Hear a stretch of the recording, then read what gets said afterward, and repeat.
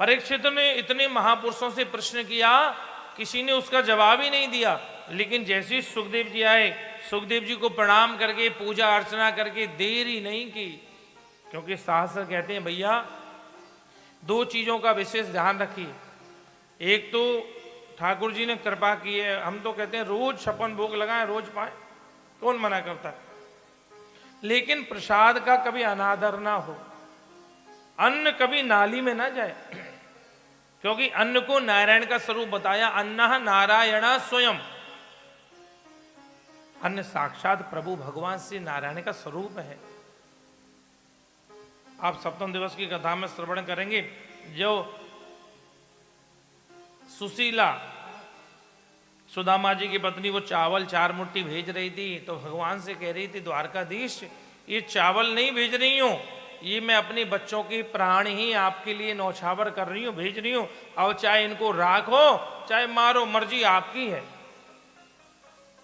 एकादशी वाले दिन हम कितना बढ़िया बढ़िया प्रसाद पाते हैं, लेकिन उस दिन अगर अन्न नहीं पाते हैं तो जो शरीर हमारा द्वादशी को होता है एकादशी को नहीं रहता।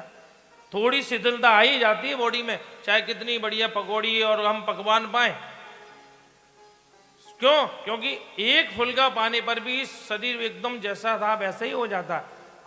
अन्न में प्राण है, अन्न है प्राण है। थाली में उतना ही प्रसाद लें जो व्यर्थ ना जाए। भगवान ने कृपा की, खूब 56 भोग बनाए, खूब रुचि से पाए, बड़ा भोग लगाए। उतना लोग थाली में ब्याई ना नाली में, आश्रम में लिखवा रखा है कई जगह। अन्न का कण और संतों का क्षण, कभी व्यर्थ में फालतू की चर्चा नहीं करनी चाहिए।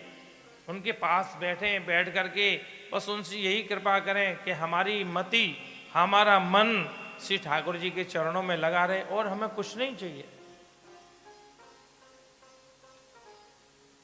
भाग्य में अगर आपके धन है, भाग्य में आपकी पत्नी है, भाग्य आपके बच्चे हैं, तो महाराज जी कहते थे अग्रे अग्रम धावती।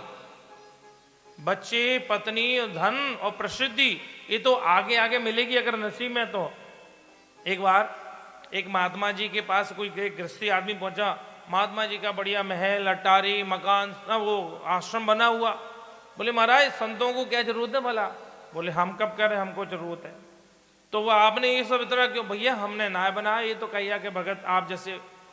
बोले नहीं नहीं महाराज आप। तो महात्मा ने कहा तुम क्या चाहते हो? बोले आप ये छोड़ करके जंगल में चले जाओ। महात्मा वो छोड़ करके जंगल में चले गए। 5 साल में ये दशा हुई, जहां छोड़ के गए वो तो खंडर हो गया, और जंगल में जाके बैठे तो वहां मंगल हो गया, वहां फिर भवन बन गए। अग्रे अग्रे धावती, जो भगवान के भक्त होते हैं, ये सब वैभव तो उनकी सामने। हनुमान जी महाराज ने कभी इच्छा की, पर हनुमान जी महाराज कौन थे? अष्ट सिद्धि नव निधि के दाता, असवर दीन जानकी माता। 8 सिद्धियां सिया जी ने उनको आशीर्वाद दिया।